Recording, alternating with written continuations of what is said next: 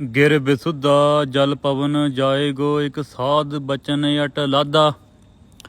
प्यारी साध संगत जी, वाहिगुरू जी का खालसा वाहिगुरू जी की फतेह। इस स्थान ते प्यारी साध संगत जी एक महल बनी सीगी 1990 ਦੇ ਵਿੱਚ ਨਾਨਕਸਰ ਦੇ ਕੋਲ ਜਮਾਂ ਕਿਲੋਮੀਟਰ ਦੇ ਇੱਥੋਂ ਕਿਲੋਮੀਟਰ ਨਾਨਕਸਰ ਆ। ਧੰਨ ਧੰਨ ਬਾਬਾ ਕੁੰਦਨ ਸਿੰਘ ਜੀ ਮਹਾਂਪੁਰਖਾਂ ਨੇ ਉਦੋਂ ਕਿਹਾ ਸੀ 90 ਦੇ ਵਿੱਚ ਜੋ ਮਹਿਲ ਬਣਾਉਣ ਲੱਗੇ ਸੀਗੇ ਵੀ ਭਾਈ ਇੱਥੇ ਮਹਿਲ ਨਾ ਬਣਾਓ, ਬਈ ਨਾਨਕਸਰ ਜਮਾਂ ਕਿਲੋਮੀਟਰ 'ਤੇ ਹੀ ਆ। ਜਿਹੜਾ ਮਹਿਲ ਦੇ ਵਿੱਚੋਂ ਕੋਈ ਧੂੰਆਂ ਜਾਂ ਹੋਰ ਪਦਾਰਥ ਨਿਕਲੂਗਾ ਉਹ ਸਾਰਾ ਨਾਨਕਸਰ ਸਰੋਵਰ ਦੇ ਵਿੱਚ ਜਿਹੜੀ ਕਾਲਸਾ ਜਾਊਗੀ।